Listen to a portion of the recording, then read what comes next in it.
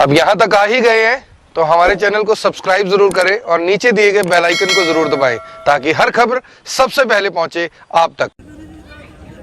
Tokyo Olympics 2020 की शानदार शुरुआत हो चुकी है, जो कि 23 जुलाई यानी कि कल से लेकर आने वाली 8 अगस्त तक इसी तरीके से जापान में चलेगी। जो ओलंपिक्स के गेम है उसके बारे में मैं आपको जानकारी देना चाहती हूँ कि हर 4 साल में एक बार होती है। और उसके अलावा जो भारत के खिलाड़ियों की मैं अब आपको बात बताने जा रही हूँ, उसमें से सबसे ज़्यादा खिलाड़ी हमारे प्रदेश के हैं, यानी कि हरियाणा प्रदेश के। और सबसे बड़ी बात कि पहले ही दिन टोक्यो ओलंपिक्स 2020 में मीराबाई चानू ने सिल्वर मेडल लेकर पूरे देश का नाम विश्व स्तर पर रोशन कर दिया, जिसकी बधाई भी जो देश के प्रधानमंत्री हैं नरेंद्र मोदी, उन्होंने ट्वीट के माध्यम से दी है। और उसके अलावा हरियाणा के जो खिलाड़ी हैं, जो कि 31 खिलाड़ी हैं, और उसके अलावा जो पंजाब के खिलाड़ी हैं वो 19 खिलाड़ी हैं, उनके शानदार प्रदर्शन के लिए और आने वाले प्रदर्शन की कामना भी की है जो प्रदेश के मुख्यमंत्री हैं मनोहर लाल खट्टर, उन्होंने भी। और सबसे बड़ी बात, आज अगर आप किसी के भी फोन में देखेंगे, अपने फोन में देखेंगे, तो सबसे बड़ी बात यह है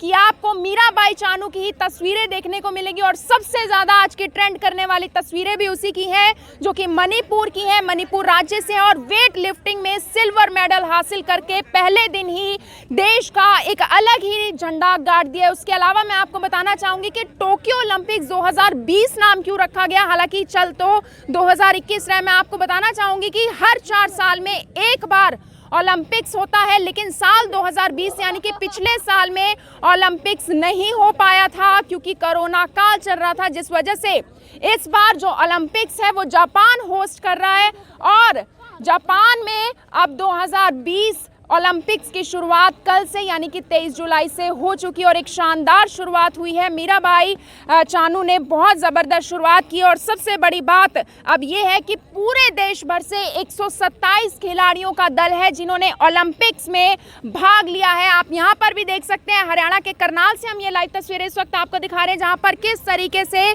शाम के वक्त स्टेडियम में यहाँ पर खिलाड़ी अपना प्रदर्शन भी करते हैं, उसके साथ साथ प्रैक्टिस करते हैं, एक्सरसाइज करने के लिए भी पहुंचते हैं, अलग अलग खेलों के लिए प्रैक्टिस करते हैं, क्योंकि यही वो खिलाड़ी हैं जो आने वाले समय में देश का ही नहीं, प्रदेश का ही नहीं, बल्कि अपना नाम, अपने माँ बाप का नाम, पूरे देश का नाम विश्व स्तर पर रोशन करेंगे। अब सबसे बड़ा सवाल ये होता है कि आखिर क्यों हरियाणा और पंजाब से ही सबसे ज़्यादा खिलाड़ी देखने को मिलते हैं, उसका जवाब मैं आपको दूंगी। लेकिन उससे पहले मैं आपको बताऊं कि 31 खिलाड़ी हरियाणा से और पंजाब से 19 खिलाड़ी हैं। और सबसे बड़ी बात, कुल जनसंख्या की अगर मैं बात करूं पूरे देश भर की, तो सिर्फ हरियाणा और पंजाब के 4.4% ही है। उसके अलावा अगर मैं उत्तर प्रदेश की बात करूं तो 17% है, लेकिन उत्तर प्रदेश में से सिर्फ 8 खिलाड़ी ओलंपिक्स में भाग ले रहे हैं। और हरियाणा और पंजाब की बात करूं तो सबसे ज़्यादा खिलाड़ी हरियाणा और पंजाब से। हालांकि बहुत सारे लोग ये ज़रूर सोचते हैं कि शायद हरियाणा में खिलाड़ी इस वजह से पैदा होते हैं या फिर हरियाणा से ही सबसे ज़्यादा खिलाड़ी इस वजह से होते हैं क्योंकि यहाँ पर दूध दही का ज़्यादा खाना होता है, जबकि मैं आपको बताना चाहूँगी ऐसा कुछ नहीं है। इसका सही उत्तर ये है कि यहाँ पर जो प्रदेश की सरकार है, यानी कि जो हरियाणा सरकार है, वो बहुत ज़्यादा खिलाड़ियों की मदद करती है। यानी कि अगर मैं खेल में जीतने वाला जो इनाम है उसकी बात करूं, अगर कोई भी स्वर्ण मेडल लेकर आता है यानी कि गोल्ड मेडल लेकर आता है तो खिलाड़ी को 6 करोड़ का इनाम दिया जाता है। और अगर मैं किसी और राज्य की बात करूं, जैसे कि राजस्थान की बात करूं, तो वहां पर केवल 3 करोड़ का इनाम दिया जाता है। उसके अलावा जो खेलने वाला यानी कि जो जीतने वाला खिलाड़ी होता है, जिसने अगर गोल्ड मेडल जीता, उसके आगे कोच को भी 20 लाख तक का इनाम दिया जाता है। लेकिन बाकी किसी राज्य में ऐसा नहीं देखने को मिलता। और सबसे बड़ी बात, हरियाणा राज्य की बात करूं तो यहाँ पर प्रैक्टिस के लिए भी प्रदेश सरकार काफ़ी करोड़ों की इन्वेस्टमेंट करती है। 15-15 लाख खिलाड़ियों को दिया जाता है ताकि वो इक्विपमेंट्स ले सके, ताकि वो प्रैक्टिस कर सके। और यहाँ पर भी आप देख सकते हैं हरियाणा के करनाल में किस तरीके से करन स्टेडियम में हर एक सुविधा खिलाड़ियों के लिए देखने को आपको मिल रही होगी, चाहे वो टेनिस हो, फुटबॉल हो, वॉलीबॉल हो, रनिंग की प्रैक्टिस को लेकर आप देख सकते हैं पूरा का पूरा कैंप यहाँ पर तैयार किया गया है। और उसके अलावा सबसे बड़ी बात है कि हरियाणा और पंजाब के खिलाड़ी ही हमेशा आगे देखने को मिलते हैं। अब बात आती है कि दावेदार कौन है जो कि सिल्वर मेडल, ब्रॉन्ज मेडल या फिर गोल्ड मेडल लेकर आ सकते हैं। तो मैं आपको उसकी भी जानकारी देना चाहूँगी।